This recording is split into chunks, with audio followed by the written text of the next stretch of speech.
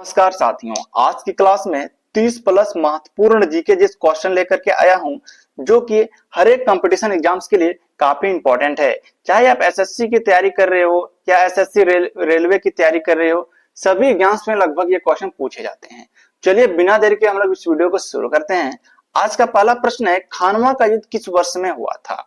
तो युद्ध से आप लोग जरूर याद रखिएगा, एक क्वेश्चन हर एक एग्जाम में पूछे जाते हैं।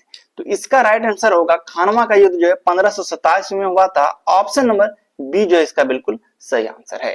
चलिए अगला प्रश्न है, दूसरा प्रश्न, अकबर से पहले शासन करने वाला शासक कौन था? मोस्ट इंपॉर्टेंट प्रश्न है। इसमें से 90% स्टूडेंट जो है वो हुमायूं आंसर करके आ जाएंगे, जो कि आपका आंसर गलत है, क्योंकि हमें ये पूछा जा रहा है कि अकबर से पहले शासक कौन थे, ये नहीं पूछा जा रहा है कि अकबर से पहले मुगल शासक कौन थे। तो इसका राइट आंसर आपका बन जाएगा शेरशाह सूरी। जब अकबर के पिता हुमायूं को शेरशाह सूरी ने हराया था, तो हुमायूं जो है वो भारत छोड़ के भाग गया था। तो इस बीच में शेरशाह सूरी दिल्ली के सत्ता पे बैठे थे। चलिए अगला प्रश्न है, तीसरा प्रश्न, लक्षद्वीप का उच्च न्यायालय कहाँ स्थित है? तो लक्षद्वीप का जो मुख्य न्यायालय है ये केरल में है। ऑप्शन नंबर डी जो इसका बिल्कुल सही आंसर है। अगला प्रश्न है, चौथा प्रश्न, संघ एवं राज्यों की सेवा का उल्लेख संविधान के किस भाग में है? तो ये भाग 14 में है। ऑप्शन नंबर बी जो इसका बिल्कुल सही आंसर है। चलिए अगला प्रश्न है, निम्न में से भारत के पहले गैर कांग्रेसी प्रधानमंत्री कौन बने थे? तो गैर कांग्रेसी प्रधानमंत्री जो ये मोरारजी देसाई बने थे, यानी Morarji Desai. Option number A जो इसका बिल्कुल सही आंसर है। चलिए अगला प्रश्न है, कौन सा मंदिर जगत मंदिर के नाम से प्रसिद्ध है? तो जगत मंदिर जो ये द्वारिकाधीश मंदिर को कहा जाता है। ऑप्शन नंबर डी इसका बिल्कुल सही आंसर है। चलिए अगला प्रश्न है, पनिहारी किस राज्य का लोक नृत्य है? इंपॉर्टेंट प्रश्न है। पनिहारी जो है ये जाकर के राजस्थान का एक प्रसिद्ध लोक नृत्य है। ऑप्शन नंबर ए जो इसका बिल्कुल सही आंसर है। चलिए अगला प्रश्न है, किस बांध को कनाडा डैम के नाम से जाना जाता है? तो मसान जोड़ डैम जो है ये कनाडा बांध के नाम से जाना जाता है। ऑप्शन नंबर बी जो इसका बिल्कुल सही आंसर है। अगला प्रश्न है, भारत की उत्तरी दक्षिणी उत्तर से दक्षिण तक की सीमा की लंबाई कितनी है? कई बार ये पेपर एग्जाम में पूछे गए हैं।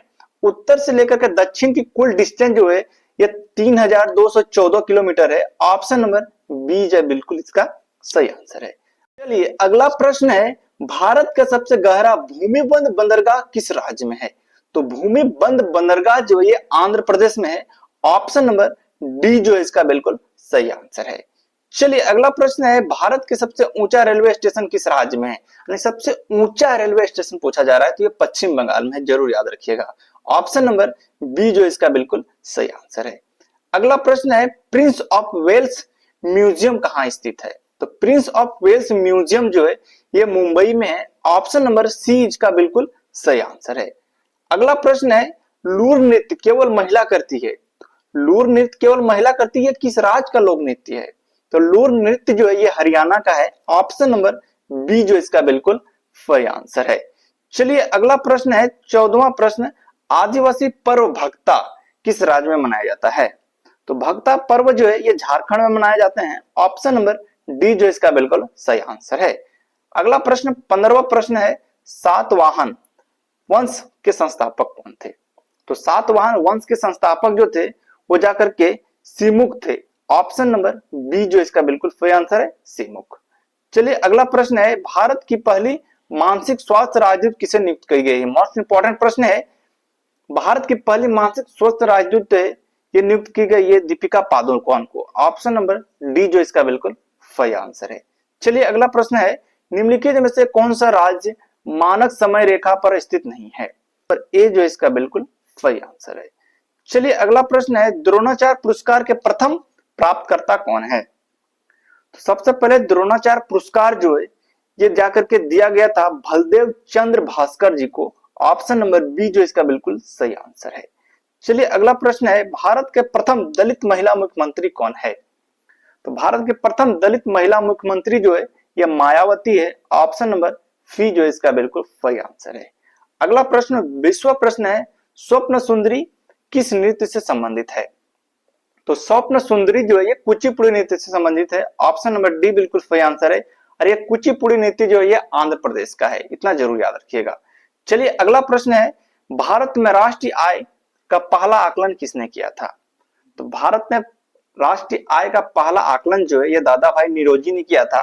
ऑप्शन नंबर बी जो इसका बिल्कुल सही आंसर है।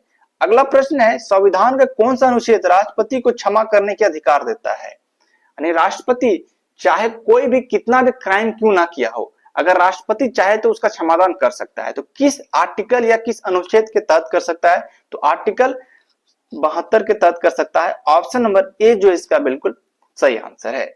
ये अगला प्रश्न है, भारत का पहला डिजिटल राज्य कौन सा है? तो ऑप्शन नंबर डी इसका राइट आंसर हो जाएगा केरल, बिल्कुल सही आंसर है। चलिए अगला प्रश्न है, सूर्यकुंड मेला किस राज्य में आयोजित होता है? तो ये जाकर हरियाणा में होता है। ऑप्शन नंबर सी बिल्कुल सही आंसर है, सूर्यकुंड मेला हरियाणा में लगता है। चलिए अगला प्रश्न है 25वां प्रश्न, मोहिनी अट्टम किस राज्य का शास्त्रीय नृत्य है? मोस्ट इंपॉर्टेंट प्रश्न है। मोहिनी अट्टम जो है ये जाकर के आपके केरल का शास्त्रीय नृत्य है। ऑप्शन नंबर बी जो इसका बिल्कुल सही आंसर है। चलिए अगला प्रश्न है, नालंदा विश्वविद्यालय की स्थापना किस शासक ने किया था? तो नालंदा विश्वविद्यालय की स्थापना जो है कुमार गुप्त ने किया था। ऑप्शन नंबर बी बिल्कुल सही आंसर है। चलिए अगला प्रश्न है, शरीर के सबसे अधिक कार्यशील अंग कौन सा है? यानी शरीर का कौन सा ऐसा अंग जो है जो कि हमेशा एक्टिव रहता है, हमेशा काम करते रहता है? तो वो हृदय है। ऑप्शन नंबर ए बिल्कुल इसका सही आंसर है। चलिए अगला प्रश्न है, सिंगापुर गणराज्य की आधिकारिक मुद्रा क्या है? तो सिंगापुर गणराज्य की जो आधिकारिक मुद्रा है ये सिंगापुर डॉलर है। ऑप्शन नंबर सी बिल्कुल सही आंसर है। चलिए अगला प्रश्न है, आईसीसी विश्व कप यानी वुमेन विश्व कप 2025 का खिताब किसने जीता? तो ये आपके लिए जो है मोस्ट इंपॉर्टेंट बनेंगे, क्योंकि ये हाल ही में एग्जाम हुआ है और ये 25 का करंट अफेयर है, तो बिल्कुल आपके एग्जाम पेपर में छपे जाएंगे। तो याद रखिएगा, महिला विश्व कप 2025 का खिताब जो है भारत ने जीता है। ऑप्शन नंबर बी बिल्कुल इसका सही आंसर है। चलिए अगला प्रश्न है, बनिहट्टी का युद्ध या तालिकोटा का युद्ध किस वंश के समय हुआ था? तो ये युद्ध जो है तुलु वंश के समय हुआ था। ऑप्शन नंबर बी बिल्कुल इसका सही आंसर है। अगला प्रश्न है, भारत की सबसे लंबी नदी कौन सी है? तो ये क्वेश्चन आप लोगों के लिए होमवर्क के तौर पर छोड़ रहे हैं, इसका आंसर आप लोग कमेंट बॉक्स में जरूर बताइएगा। और इतना में से आप लोग कितना आंसर कर पाए कमेंट में अपना स्कोर जरूर बता दीजिएगा, ताकि मैं ये जान सकूं कि आप लोग अच्छे तरीके से पढ़ाई कर रहे हैं। बाकी अगर आप लोग को वीडियो अच्छा लगा तो वीडियो को लाइक करके चैनल को सब्सक्राइब जरूर कर दीजिएगा। मिलते हैं नेक्स्ट वीडियो में, धन्यवाद।